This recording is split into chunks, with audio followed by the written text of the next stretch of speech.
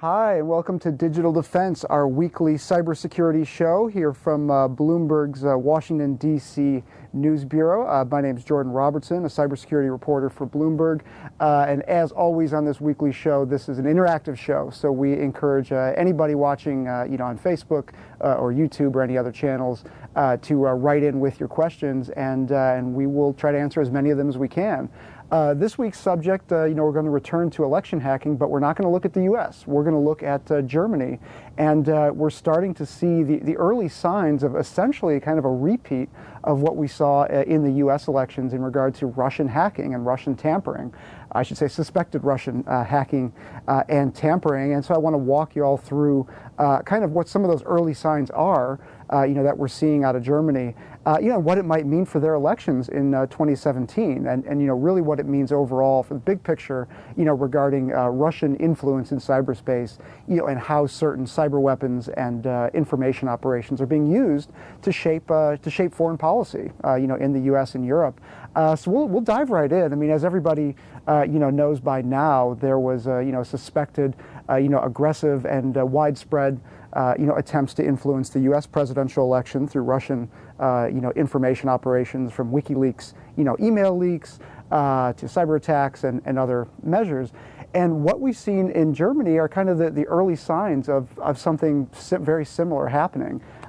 Next year, Germany is going to be holding their elections, and what we're starting to see is basically the same type of tensions that exist between the U.S. and Russia, are also there for U.S. and Germany as well. And a lot of this goes back to Russia's invasion of Ukraine and the seizing, of Crimea, in 2014. After that, the U.S. As well as the EU, imposed really strict sanctions on Russia, and Russian President Putin, has not been happy about that, and a lot of this animosity can be traced, to that incident. And we've seen some really interesting stuff happen in Germany, since that's happened. I want to take you back to one of them that we reported on, not too long ago here at Bloomberg. And this was a story we did in 2015. Cyberspace becomes the second front in Russia's clash with NATO. And one of the interesting things we discovered in reporting this story was that there was a blast furnace explosion, in Germany that was triggered by a cyber attack. And that was, that explosion occurred at, a large German firm, ThyssenKrupp. And large steel maker, they make elevators and escalators and operate these large steel facilities. What happened was, a suspected and well-known Russian hacking group, is believed to have been behind this really kind of rare and extraordinary event, which is the use of a cyber attack to blow up and disrupt, a blast furnace. And basically, they caused it to overheat and shut down. And kind of malfunction in the most severe way one of these things can. And the significance of that is, again, early signs of this kind of growing tension between Russia and Germany being expressed in cyberspace. And what's happened since then has been pretty compelling. There's this really interesting report that came out of the Atlantic Council, the Kremlin's Trojan horses. Russia has been, expert at information operations for a very long time before, kind of hacking even existed in its present form. And what we're starting to see in a lot of places like the U.S., but also, Western Europe and Eastern Europe certainly as well, are these information operations that take, heavy advantage of the fact that online it's very hard to tell, who's promulgating certain information. So the use of fake identities, the use of hacked information, all to promote certain ideas. And there are few places that we've seen this employed with more strength and kind of vigor than Germany right now. And this report goes into a lot of details of that.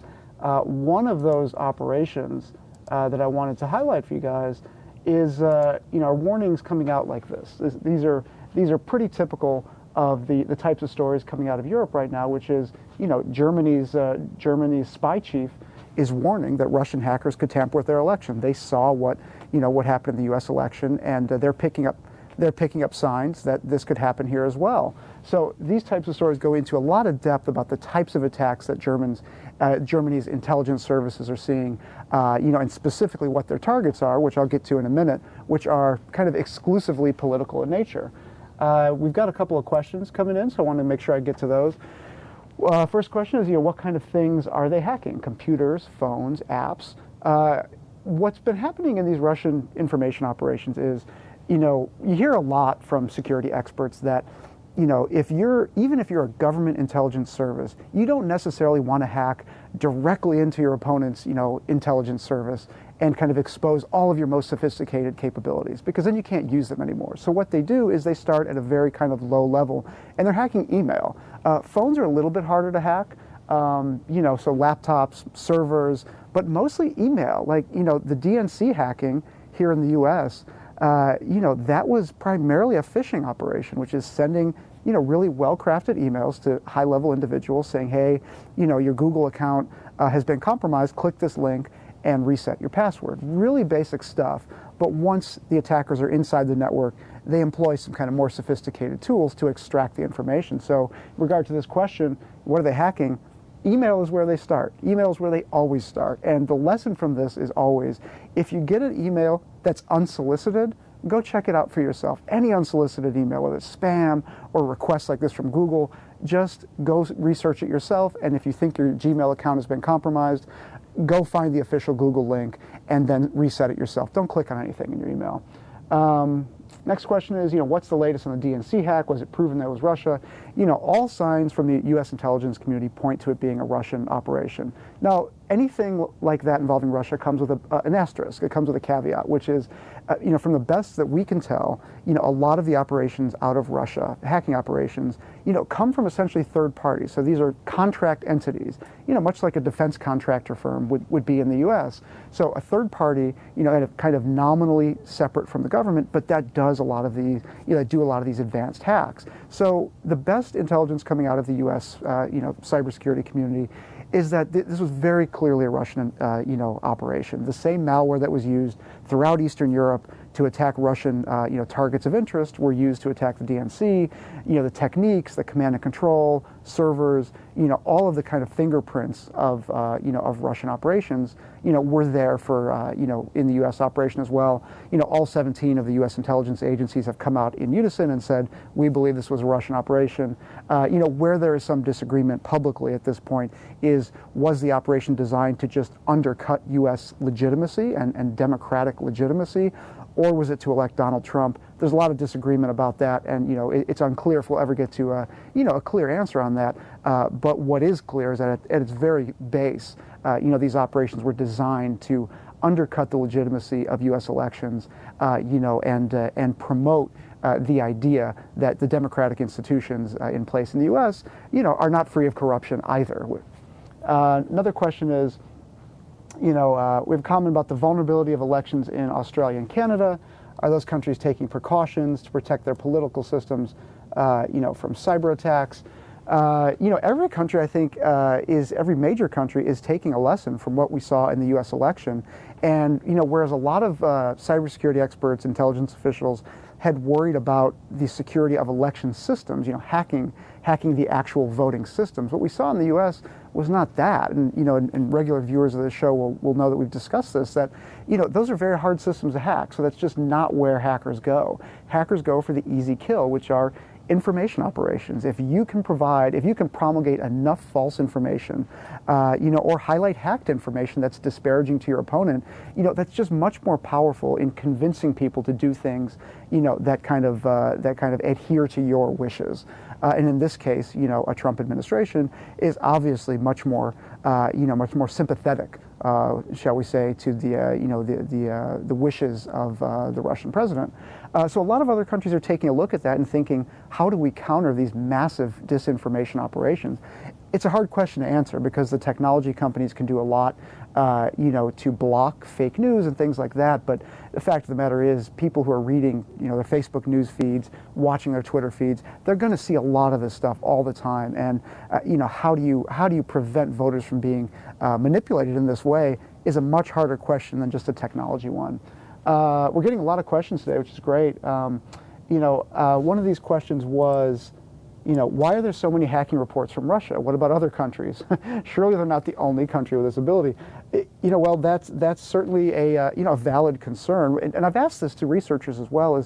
We've seen reports about NSA hacking, It's not often, outside of Edward Snowden's disclosures, but we see a lot of stuff about Russia. And a lot of stuff from the U.S. about Russia. And there are a few different reasons for that. A couple of the explanations I've gotten is that, the cybersecurity industry is based here in the U.S. We have the most advanced, cybersecurity industry in the world, outside of a few exceptions. Israel certainly has a strong capability, and some other countries as well. Russia has some of the best hackers in the world, and the U.S. does as well. But our industry is so strong here that, and so kind of entrenched inside a lot of companies and government, that we just see a lot, and we publicize a lot more. There's a culture of publicizing your company through the publication of these reports. So we wind up just kind of seeing this feedback loop of reports about the same actors. It used to be China. That's kind of died down a little bit with some of the accords reached with the Obama administration. And now we're seeing Russia, and there are valid conclusions to be drawn here that, Russia has ramped up a lot of its information operations. And look at the election here. They've been successful. They've been effective. So that's why we're seeing a lot of this. Another question is, how much of a concern is electoral hacking, specifically with respect to Russia? What percentage of the vote in such alleged hacking incidents is cast in doubt? Well, this question gets to the core of why it's so hard to protect against these types of attacks. Because as we've seen with the recount in Wisconsin and Michigan and other places, in some of those cases, the president-elect Trump, wound up getting even more votes. So it's not that, what we're not seeing is some sort of allegation that votes in specific were manipulated. What you're seeing is that voters were manipulated, in the sense of just the sheer amount of information that was either false or misleading or kind of just exaggerated, through the use of automated bots and things like that, common tools of hackers. That's a much harder question to get at, because what you're basically asking is, was a voter who was going to vote for Hillary Clinton convinced to vote for Donald Trump, or convinced to not vote at all by some of this information? That's a pretty deep psychological question that, I haven't seen any good research that gets to the bottom of. If anything, the consensus view tends to be that beliefs are reinforced by some of this information. But the idea of vote flipping, because of these information operations, much harder question to get at.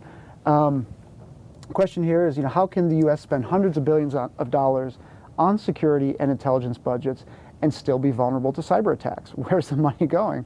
A good question, and the answer, was kind of in the answer I gave not too long ago, which is there's a real problem when the threat vector or the most vulnerable part of your system is the user clicking on a link that they shouldn't.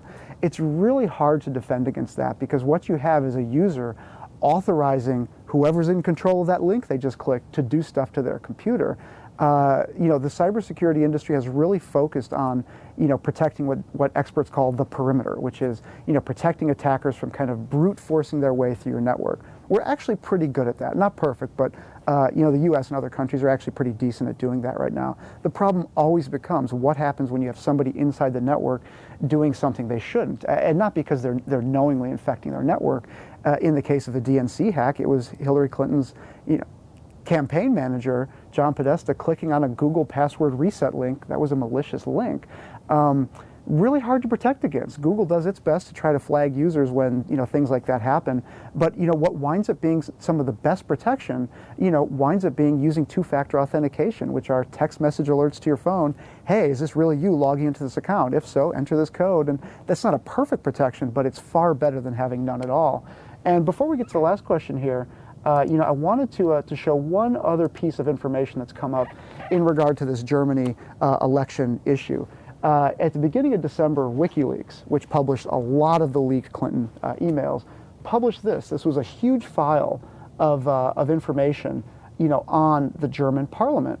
And specifically, 90 gigabytes of data. It's a lot of data. 90 gigabytes of data of information on the German parliament, specifically the German parliament's investigation into collusion or cooperation between Germany and the NSA. Germany's spy chief came out and publicly blamed, the theft and the leak of this data on the same Russian hacking group that hacked the DNC. Now, subsequent to that, there have been multiple reports kind of casting doubt on that, saying, well, maybe it was an insider, inside the German parliament. So that's kind of unclear. However, the early signs out of Germany was that this operation, as well as an earlier operation of hacking into Germany's parliament, we're the same Russian group that hacked the DNC. So this is something, and the point of this show really is what we saw in the U.S. could very well be a prelude to what we might see in Germany and elsewhere throughout Europe. We focus on one country here, but other European nations are also having elections. And this issue of Crimea and Ukraine, has really fractured a lot of very tenuous alliances around the world, and nowhere more so than Germany and other European nations. So it's worth watching out for, because we may see again similar behavior that happened here happen elsewhere in the world. And this is it's more evidence, yet more evidence of how powerful a weapon information can be, when used maliciously. And the last question here is, what countries are most at risk now? The answer is really any country that's connected to the internet. Any country where there's a large percentage of voters who consume information over the internet. This is requiring a complete rethinking of how we consume news and what's the best way to consume news and to fact check things. I mean, when you look at your social media feed, what most of us do is we see headlines and occasionally we'll click in on something. What that means is you're consuming a lot of information that you're not checking or really thinking deeply about. And that's just not the way we've always consumed news. This is a relatively new thing. And hackers are exploiting that. So, any country where there are elections and there's, widespread use of social media, it really requires voters to rethink, how they're interrogating their news sources. And that's a problem that hasn't been solved yet. So, with that, I just wanted to thank everybody who's watching. Again, we do this every week, 1 p.m. Eastern. And as always, if you have any questions offline, we're more than happy to catalog them and try to answer them in future shows. On Twitter, I'm at JordanR1000. Happy to take any of those questions offline. And again, thanks to everybody who watched and to everybody who commented. We always appreciate the engagement. And we'll see you all next week. Thanks very much.